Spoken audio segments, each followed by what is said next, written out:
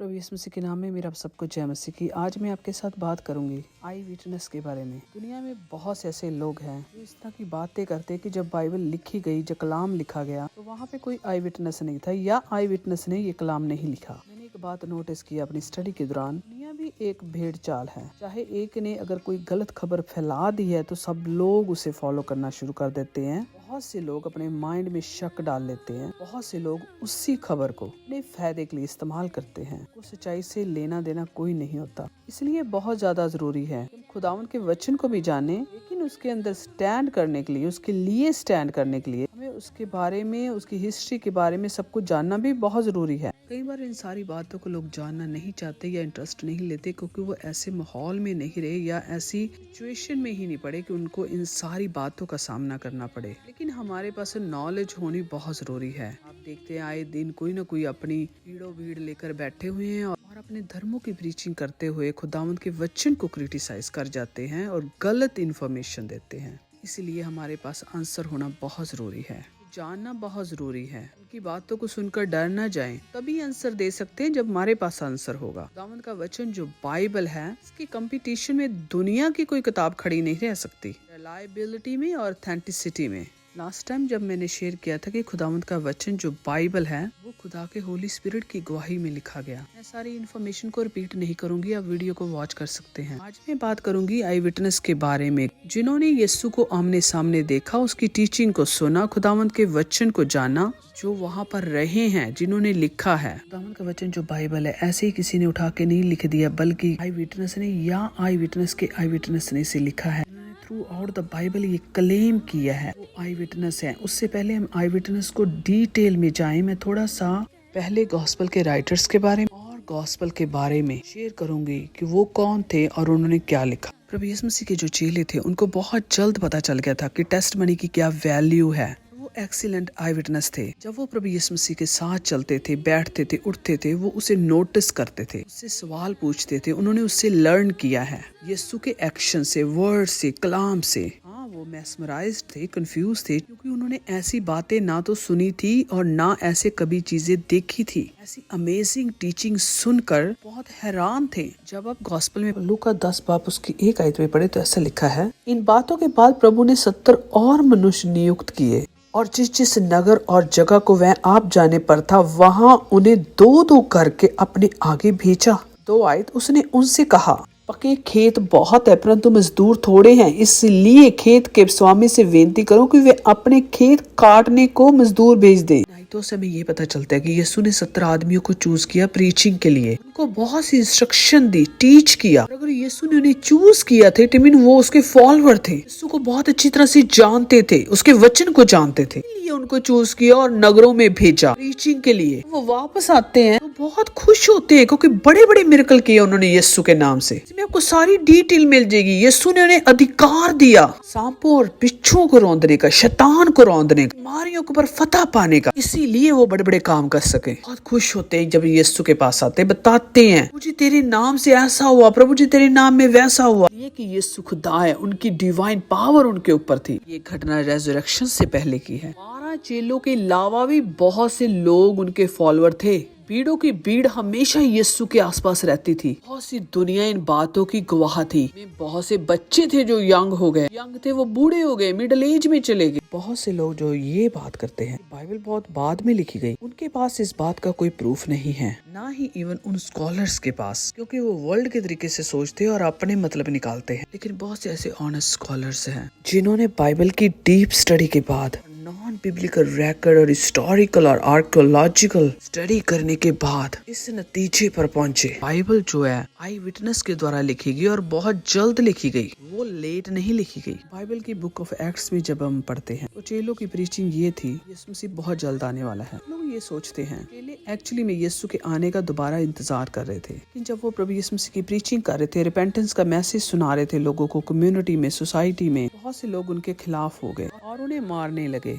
जैसे James brother of John, वो मार दिया गया 44 एडी में। स्टीफन को भी मार दिया बहुत जल्दी। पीछे रह गए थे चेले या आई विटनेस, उन्होंने इन सारी बातों को अपने रिकॉर्ड के लिए लिखना शुरू कर दिया और वो सारे कलाम को जिनको वो एवरीडे लोगों के साथ शेयर करते थे और यीशु के बारे में, उसके मिरेकल और उसकी डिवाइन पावर की जो टेस्टिमनी दे रहे थे, वो सिर्फ चेलों ने नहीं लिखा बल्कि उनके चेलों ने भी लिखना शुरू कर दिया। कुछ स्कॉलर्स के मुताबिक चेलों के चेले जिन्होंने खुदावंद के वचन को लिखा, चाहे वो यीशु के 12 डिसाइपल में से नहीं थे, लेकिन स्टिल वो यीशु के फॉलोअर थे। उन्होंने यीशु को सुना और देखा था अपनी यंग एज में। सोचने वाली बात है, जैसे प्रभु यीशु मसीह आसमान पर उठाए गए तो एकदम से पूरी दुनिया तो खत्म नहीं ना हो गई। वहाँ पर बहुत से लोग जिंदा थे, रह रहे थे, जो यीशु को जानते थे। वही मैन्युस्क्रिप्ट्स ऐड किए गए हैं जिन्होंने यीशु को देखा और उसे सुना था। और इन सारी बातों को बहुत केयरफुली टेस्ट किया गया। ऐसे मैन्युस्क्रिप्ट्स हैं जो बाइबल के अंदर एंटर नहीं किए गए, एक इसके लिए क्योंकि वो यीशु के साथ डायरेक्टली कांटेक्ट में नहीं थे, या वो बहुत लेट लिखे गए, फिर उनकी टीचिंग बिल्कुल यीशु की टीचिंग के ऑपोजिट थी। और भी बहुत सारे इनके टेस्ट किए गए, इसीलिए बाइबल के अंदर एंटर ही नहीं किए गए। बहुत से खुदा के वचन के लेटर्स और पेपर्स, उनकी बहुत सी कॉपीज थी, वो प्रीचिंग के लिए यूज की जाती थी।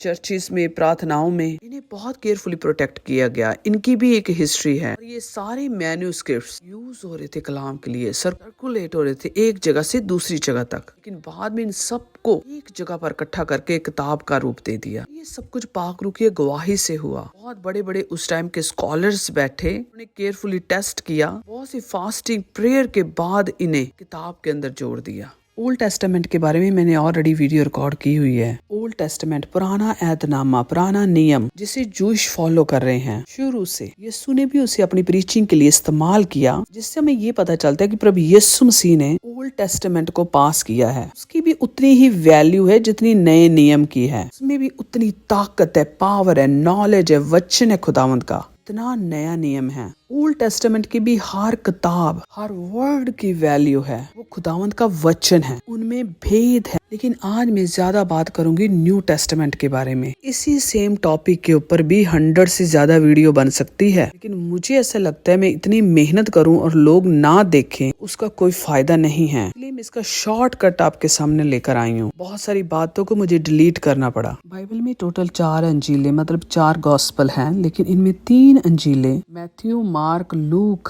जो 3 गॉस्पल हैं, इन्हें सिनॉप्टिक गॉस्पल बोला जाता है। इसका मतलब है व्यू टुगेदर, मतलब जो इन्होंने यीशु की टीचिंग को या मिरेकल को देखा है, सुना है, समझा है, इनकी सोच आपस में मिलती है और इनका स्टोरीज बताने का भी सेम तरीका है। और इनके ऑथर्स को सिनॉप्टिस्ट्स बोला जाता है। जॉन की gospel different point of view से लिखी गई और ये सिनॉप्टिक गॉस्पल में नहीं आती। इसके बारे में बाद में बात करेंगे। सबसे पहली गॉस्पल मैथ्यू, मत्ती की इंजील, जिसे मैथ्यू ने लिखा है, मत्ती ने, जो यीशु के 12 चेलों में से एक था, टैक्स कलेक्टर था, लेकिन इन्होंने उसी टाइम इस जॉब को छोड़ दिया जब प्रभु यीशु ने अपने काम के लिए इन्हें बुलाया और इन्हें अपना चेला बनाया। मैथ्यू एक जूइश, मतलब एक यहूदी था और उन्होंने जूइश कम्युनिटी को सर्व किया। मैथ्यू ने जो भी मैथ्यू की गॉस्पल में रिकॉर्ड किया, यीशु की टीचिंग, प्रीचिंग, मिरेकल को, उसमें उसने जूइश क्रिश्चियन कम्युनिटी को ये बताने की कोशिश की, यीशु ही वो मसाया है जिसकी तुम वेट कर रहे हो। इसलिए उसने बहुत से ओल्ड टेस्टामेंट के टेक्स्ट को, मतलब पुराना नियम के कलाम को यूज किया इस गॉस्पल के अंदर, जूइश क्रिश्चियन कम्युनिटी को समझाने के लिए, बताने के लिए कि ये वो ही मसाया है। वैसे तो ये गॉस्पल सारी दुनिया के लिए टीचिंग है, लेकिन क्योंकि वो उनमें प्रीच करता था जो उसका एरिया था, या जो उसने यीशु से सीखा और देखा, अपनी आंखों से यीशु को कानों से सुना, वो ही उसने इस गॉस्पल में लिखा और अपनी जूइश कम्युनिटी को प्रीच किया। ये गॉस्पल फर्स्ट नंबर में बाइबल में आती है, क्योंकि फर्स्ट और सेकंड सेंचुरी में क्रिश्चियन जो थे के लिए ये बहुत इंपॉर्टेंट थी और वो प्रीचिंग के लिए इस्तेमाल करते थे और अर्ली चर्च इसे फॉलो करता था। और ये जो मैथ्यू की गॉस्पल है, कहा जाता है ग्रीक में लिखी गई। इसे लिखने वाला एक पढ़ा लिखा इंसान था, यीशु का चेला था, और इसे आई विटनेस ने लिखा जिसने यीशु को देखा, छुआ, सुना। मैथ्यू की गॉस्पल के जो मैन्युस्क्रिप्ट्स हैं उसके ऊपर उसका नाम भी लिखा हुआ है। गॉस्पल ऑफ मार्क, मतलब मरकस की इंजील, जिसे मरकुस ने, मतलब सेंट मार्क ने उसे लिखा। कुछ स्कॉलर्स के मुताबिक ये आई विटनेस तो नहीं था, लेकिन आई विटनेस का चेला था। जब हम बुक ऑफ एक्ट्स या तो की किताब में पढ़ते हैं, उसमें हमें पता चलता है कि आई विटनेस ने यीशु के जो चेले थे, उन्होंने उन्होंने प्रीच किया था और वो अपने आप को ये बताते थे कि हम यीशु के आई विटनेस हैं, हमने यीशु को देखा, उसके मिरेकल को देखा है। और वो इस बात को आइडेंटिफाई करते थे कि उन्होंने यीशु के कामों को देखा है और उसकी टीचिंग को सुना है। इसे आप बुक ऑफ एक्ट्स में पढ़ सकते हैं। और मार्क यीशु की मिनिस्ट्री पतरस के साथ कर रहा था। उसने अपने मेंटोर या टीचर जो पतरस था उसकी स्टेटमेंट को गॉस्पल में लिखा। एक बात हमेशा याद रखें, ये सारी बातें पाक रूह की गवाही से लिखी गई हैं। इसके ऊपर मैंने अलग से वीडियो बनाई, आप उसे वॉच कर सकते हैं। पतरस के द्वारा भी खुदा ने बहुत बड़े बड़े काम किए, उन्हें अपनी जान यीशु के लिए दी। कुछ स्कॉलर्स के मुताबिक जब मार्क की इंजील को केयरफुल स्टडी करते हैं उससे ये पता चलता है कि मार्क यीशु को बहुत अच्छी तरह से जानता था। मार्क ने यीशु को देखा और सुना था। बाद में वो पीटर के साथ मिनिस्ट्री में हेल्प करने लगा। इसलिए बहुत से स्कॉलर्स ऐसा सोचते हैं कि मार्क भी आई विटनेस था। लोग के बाद इस टीचिंग को फॉलो किया गया, प्रीच करते थे वो चर्चिस में। अर्ली चर्च ने भी इसे एक्सेप्ट किया। उन्होंने खुदा के वचन को, गॉस्पल को प्रूव किया। और ये बहुत पुरानी बातें नहीं है यीशु के बाद, बल्कि दूसरी और तीसरी सदी में क्रिश्चियन और चर्चेस मैच्योर हो गए थे, के पास सॉलिड टीचिंग थी। जैसे कि कुछ लोगों ने झूठी अफवाहें उड़ाई हुई है। तीसरी सदी के बाद में लिखा गया कलाम कितना बड़ा झूठ है। मार्क की इंजील बहुत अर्ली लिखी गई, इसके कुछ मैन्युस्क्रिप्ट्स भी पाए गए हैं। इसके बहुत से रीजन हैं, एक मैं आपके साथ शेयर करूंगी। कुछ स्कॉलर्स का ये कहना है कि मार्क की इंजील 70 AD में लिखी गई, जबकि उनके पास कोई ऐसा प्रूफ नहीं है। लेकिन बहुत से स्कॉलर्स इस बात को एक्सेप्ट नहीं करते, क्योंकि मार्क की इंजील में एक घटना बताई गई। इसमें प्रभु यीशु मसीह ने प्रोफेसी की कि हैकल खत्म हो जाएगी। और मार्क की इंजील में कभी भी ये मेंशन नहीं किया गया कि हैकल खत्म हो गई थी। लेकिन बाइबल के बाहर जो हिस्ट्री की किताबें हैं उससे ये पता चलता है कि रोमन्स ने 70 AD में हैकल को डिस्ट्रॉय कर दिया। सिर्फ हैकल को नहीं बल्कि पूरी होली सिटी को खत्म कर दिया। मार्क की इंजील में कहीं भी मेंशन नहीं किया गया कि हैकल खत्म हो गई थी। गॉस्पल में सिर्फ भविष्यवाणी ही लिखी गई जो यीशु ने की थी हैकल के बारे में और यरूशलेम के बारे में। सिर्फ यही लिखकर छोड़ दिया कि ये फ्यूचर में हैपन होगा। तो स्कॉलर्स के मुताबिक अगर हैकल तबाह हो जाती गॉस्पल लिखने से पहले और इतनी बड़ी घटना वहाँ पर हो गई, हैकल तबाह हो गई, मार्क गॉस्पल में मेंशन ना करता, मार्क ये बात को मेंशन ना करता कि यीशु ने जो कहा था वो पूरा हो गया। का मतलब ये है कि जब मार्क की इंजील लिखी गई वो 70 AD से कहीं पहले लिखी गई। कुछ कहते हैं 67 AD में लिखी गई। क्लेमेंट ऑफ अलेक्जेंड्रिया उसके मुताबिक मार्क की इंजील क्लॉडियस के राजकाल में AD 41 एंड AD 54 के दौरान लिखी गई और ये बहुत अर्ली लिखी गई है। कुछ स्कॉलर्स के मुताबिक जितना अर्ली लिखा जाता है उतना रिलायबल होता है, लेकिन कुछ स्कॉलर्स ये भी कहते हैं कि अर्ली लाइव भी हो सकता है। पॉइंट ये है कि जो लोग ये कहते हैं कि हमारी किताबें बहुत अर्ली लिखी गई है वो झूठ भी हो सकती है, क्योंकि झूठे लोग भी तो साथ साथ ही रहते हैं। पॉइंट सिर्फ अर्ली का नहीं है, पॉइंट ये भी टेस्ट करा जाना चाहिए उनमें किस तरह के कंटेंट्स पाए जाते हैं। बाइबल में एग्जैक्टली ये टेस्ट किया गया। अगर आप दुनिया की दूसरी किताबों को टेस्ट करें तो आप हैरान हो जाएंगे कि उनके पास तो डेट भी नहीं है, और अगर उनकी डेट बन रही है तो वो 12 AD की बन रही है या फिर 500 ईयर्स के बाद। वो सब उन्होंने झूठ बोल बोल कर सिर्फ वो डेट ही रॉन्ग नहीं देते अपनी किताबों की, बल्कि उसमें ऐड भी कर रहे हैं। इतनी पॉलिटिक्स उन्होंने खेली है, झूठ बोल बोल कर वो बाइबल के कंपटीशन में आने की कोशिश करते हैं। जब आप क्रिश्चियन या बाइबल हिस्ट्री को पढ़ते हैं आपको पता चलेगी कि ये वाइडली पढ़ी गई है, deeply word to word test की गई है by thousands of scholars. Bible की ट्रांसलेशन जो हम पढ़ते हैं मैं उसकी बात नहीं कर रही, मैं बाइबल के मैन्युस्क्रिप्ट्स की बात कर रही हूँ जो लाइब्रेरीज में पढ़े हैं हजारों हजारों के हिसाब से। एवरी डे स्कॉलर्स बैठ जाते हैं लाइब्रेरीज में इन्हें पढ़ने के लिए, जिससे वो कहते हैं कि ये फिनिश करने मुश्किल है। जो गॉस्पेल के मैन्युस्क्रिप्ट्स उन्होंने पढ़े हैं कि एक एक वर्ड के ऊपर इतनी इतनी किताबें लिख दी है, तो सोच ही दंग रह गई कि लोग तो बाइबल पढ़ लेते तो वो कहते हमने बाइबल पूरी पढ़ ली है। उनकी किताबों को देखती तो मैं तो इमेजिन ही नहीं कर सकती लोग कितनी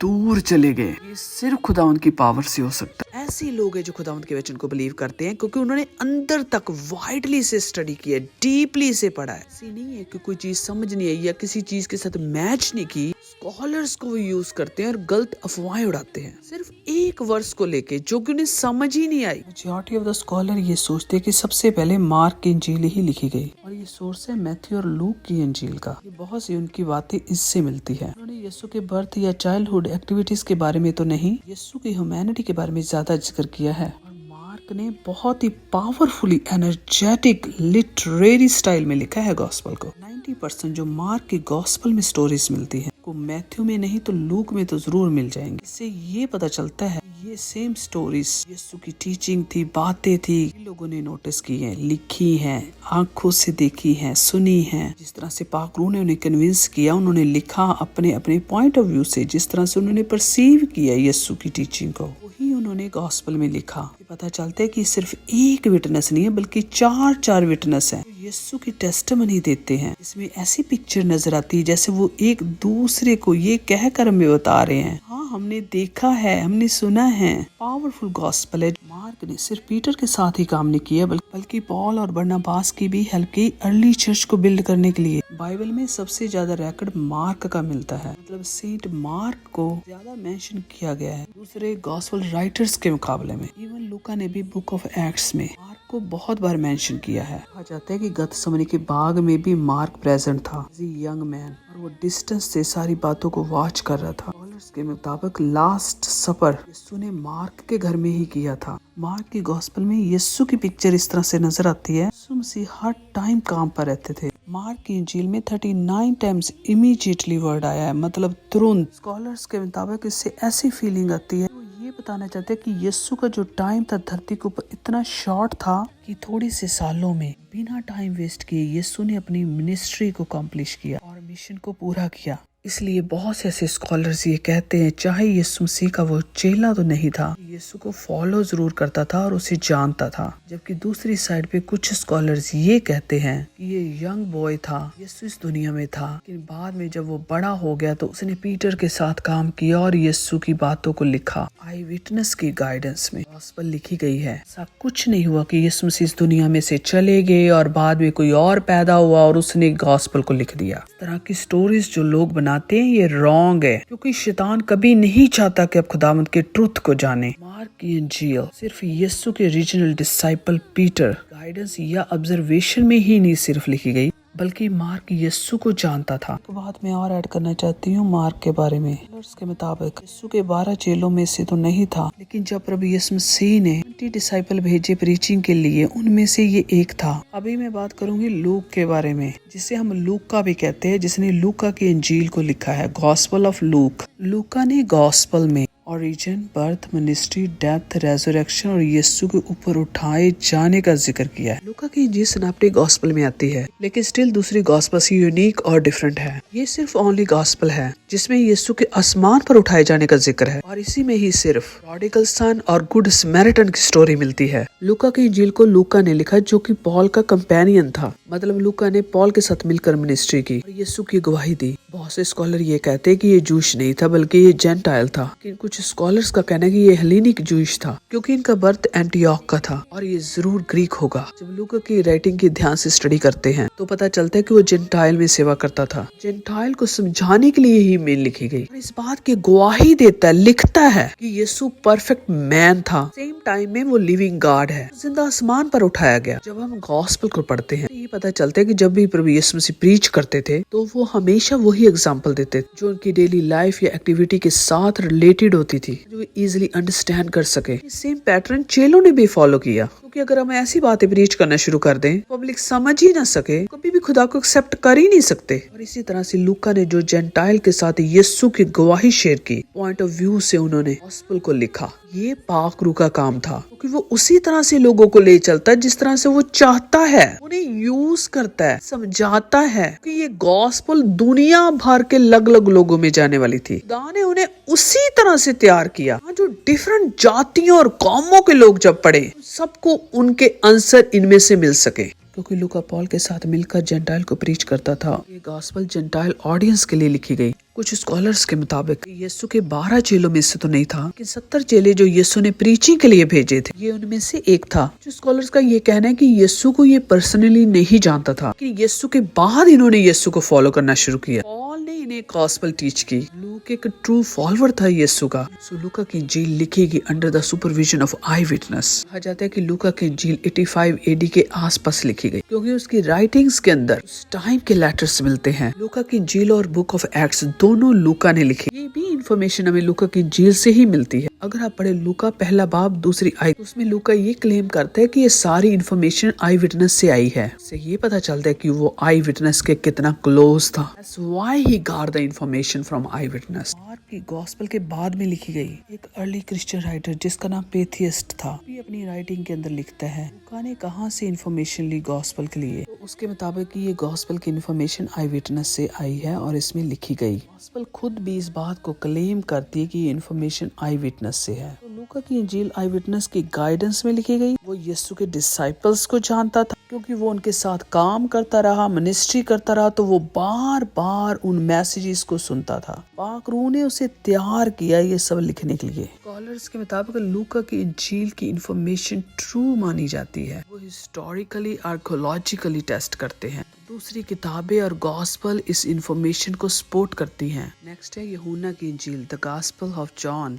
जॉन की गॉस्पल को सेंट जॉन ने लिखा। प्रभु यीशु मसीह का एक चेला था। बहुत से स्कॉलर्स के मुताबिक सेंट जॉन ने गॉस्पल ऑफ जॉन को और बुक ऑफ रेवलेशन को लिखा। और बाइबल में जो जॉन की 3 पत्रियां हैं वो भी इन्होंने लिखी। कि गॉस्पल से ये पता चलता है कि जॉन बहुत अच्छी तरह से जानते थे जूइश कस्टम और ट्रेडिशन को। जॉन की गॉस्पल और जेंटाइल दोनों के पॉइंट ऑफ व्यू के लिए लिखी गई। यीशु की उस प्रीचिंग और लाइफ के ऊपर फोकस किया गया। इससे ये पता चले कि यीशु सिर्फ जूइश लोगों के लिए नहीं बल्कि पूरी दुनिया के लिए आए थे और वो खुदा का बेटा है। यीशु के थ्रू ही हमेशा की जिंदगी है। जॉन की गॉस्पेल को लिखने वाला यीशु का चेला जॉन, जो नेचुरल डेथ मरा पैटमस आइलैंड की जेल में, अपनी सारी जिंदगी गुजारी। उसने रेवलेशन की बुक को लिखा और 98 एडी में उसकी डेथ हो गई। जॉन की गॉस्पेल एक आई विटनेस ने लिखी। उसने प्रभु यीशु मसीह को देखा, उसके साथ बैठा, उसके साथ खाया, बहुत अच्छी तरह से यीशु को जानता था। अर्ली चर्च लीडर की टेस्टिमनी है कि जॉन की गॉस्पेल को लिखने वाला यीशु का चेला जॉन था। जॉन की गॉस्पेल इतनी लेट नहीं लिखी गई, ये काफी अर्ली लिखी गई है। अर्ली चर्च फादर रेनियस अपनी राइटिंग में ये लिखता है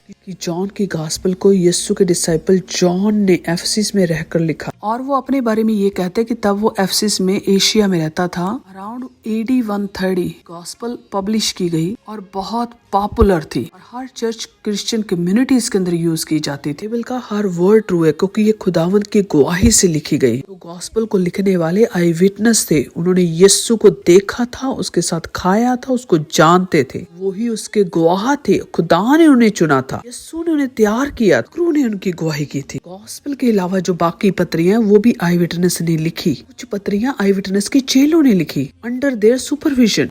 बाइबल सच्ची खुदावंद का सच्चा वचन है। खुदावंद के वचन न्यू टेस्टामेंट को लिखने वाले आई विटनेस राइटर्स के टॉपिक को मैं यहाँ फिनिश करती हूँ। आगे मैं कुछ ऐसे फैक्ट्स बयान करूंगी जो ये सपोर्ट करते कि बाइबल को लिखने वाले आई विटनेस है। Bible is the word of God और इसे पढ़ते रहें। God bless all of you.